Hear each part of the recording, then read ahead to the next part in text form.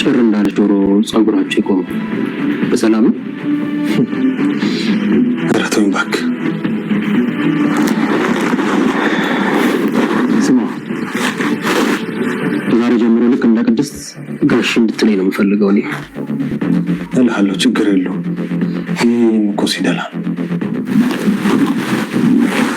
ቁም ነገር ግን ምን ሆናችሁ? የሆነ ነገር ግን ተፈጥሯል አይደል? ማህሌት መታ ነበር። ማናት ማህሌት? ማህሌት የጋሽ ሚስት። እየቀለድሽ ነው? ምን ልትሰራ መጣች? ምን ልትሆን መጣች? ምን ቀራት? ምን ይዛ መጣች? አይመድብም። የዛሬው እስከበድ ያለ ነው። ይኸው እስካሁን መኝታ ቤት ገብታ ቁጭ ብላለች። ኧረ እባክህ ባንክ እየሰራችሁ ከሆነ አይምር ተሳክቶላችኋል። ቢሆን ደስ ይለኝ ነበር፣ ግን ደግሞ ይኸው እስካሁን አለች። አልጋ ላይ ሁላ ተኝታለች። እየቀለዳችሁ አይደለም መድብል፣ ምንም ቀልድ አይደለም። አሁን ራሱ አልጋ ላይ ተኝታ ካልጋው ተጣብቃ ነው ያለችው። ስጋዋን ከነፍሷ ለጌታ አውጥቶ ነግራት ነበር።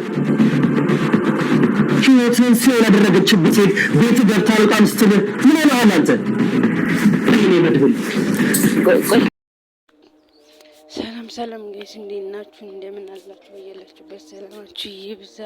ዛሬ እንግዲህ በምሳሌ ድራማ ክፍል 114 ይዤላችሁ መጥቻለሁ ማለት ነው።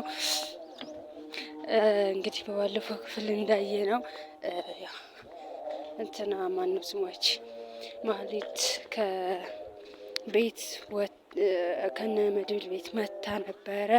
ከዛ ያስገቧታል ወይስ በውጭ አባረሯታል የሚለውን ነበረ። እንግዲህ ያው እዛ ላይ ነበር ያለቀው። በዛሬው ፓርት እንግዲህ ማህሌት ቤት ገብታለች። ያው ብሩክን እንደምንም ተለማምጣ ርቦኛል፣ ጠምቶኛል፣ ቢያንስ በሆዴ ትጨክናለህ ወይ ስትለው ምግብ ላምጣልሽ እዚህ ተቀመጪ በማለት እሷ ደግሞ ያው ቅድስትን እስኪጠራ ድረስ ገብታ ሶፋ ላይ ቁጭ ብላለች ማለት ነው። እንግዲህ ማህሌት ገባች። ያው ምግቡንም ቅድስት ሰጠቻት። አትግቢ ብዬሽ አልነበረም ወይ ለምን ገባሽ ሲላት እንግዲህ በልቼ እስክጨርስ ነው፣ በልቼ ከጨረስኩ በኋላ እኮ እወጣለሁ፣ ችግር የለውም ምናምን አለችው። እሺ ብሎ አበላት። ያው በልታም ጨርሳለች። ከዛም ተቀመጠች። ምግብ ይጨመርልኝ እያለችው ነበረ።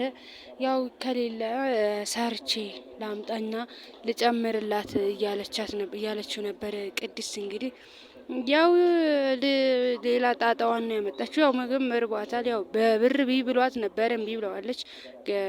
ከዛ በኋላ ነው ወደ ቤት ገብታ የበላችሁ ብሩን ይዛ ምናምን። ያው መጨረሻዋ ይሄ ነው እንግዲህ ያው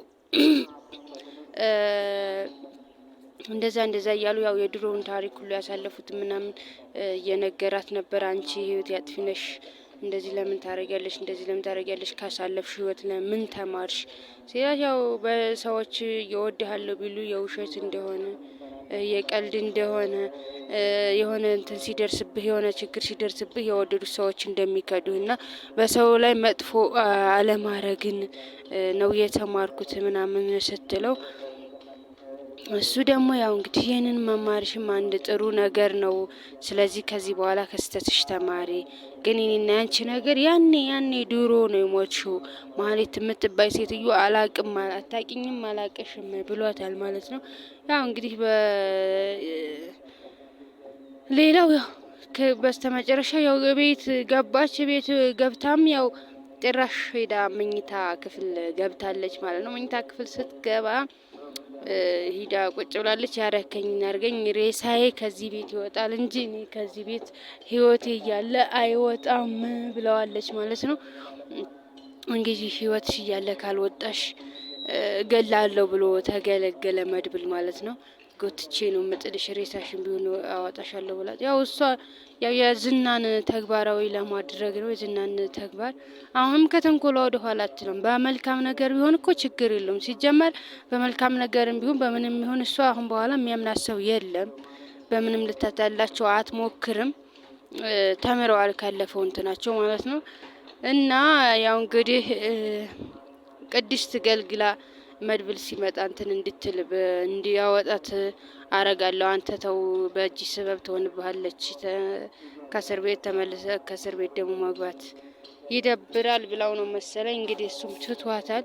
ያው መርዞ ደውሎ ነበረ ለቅድስትን እንትን ታመጣልኛለህ ወይ ፖሊስ አምጣልኝ ምናምን ስትለው ነበር። እሱ ሙሉ የለው እሷ ነትት ለማለት ብቻ ነበር ያው ዘጋው። በስተመጨረሻም ያው መድብል መጥቷል። መድብል መጥቶ ካላስወጣውሽ እየቀለዳችሁ ሲነግሩት እየቀለዳችሁ ፕራንክ እያረጋችሁኝ ከሆነ ተሳክቶላችኋል እያለ ነበር። እንግዲህ ዝናም በዚህ አጋጣሚ ዝና እንትን ያችኛውን እህቷን ኤፍራታን ደውሎ እቤት እንዳታስገቢያት፣ ይሄ እንዳንድ ስራ በህይወት መቆየት ከፈለግሽ እንትና ማን ነው ማህሌትን ቤት እንዳታስገቢያት፣ ግን ባለችበት እየተከታተልሽ ስልክ እየደወልሽ የምትኖርበትን እንትን በይ የምትኖርበትን አጣሪ የት እንደምትሆን ምናምን እያጣራሽ ለኔ ታሳውቂኛለሽ። ምክንያቱም ለኔ ልትዋሽኝ ትችላለች። ሶ አንቺ አጣሪ እኛ እኮ ተጣልተናል፣ ከደወልኩላት ደግሞ ቤት ልምጣ ማለቱ አይቀርም፣ እንዴት አድርገን ይሄን የማረገው እያለችው ነበር። መሞት ካልፈለግሽ ታረጊዋለሽ ብሏታል ማለት ነው። ግን ከደወለችላት መምጣቱ አይቀርም። እሱ ደግሞ ከቤት ከገባች እሷ ቤት ካስቀመጠቻት መጠለያ ስለምታጣ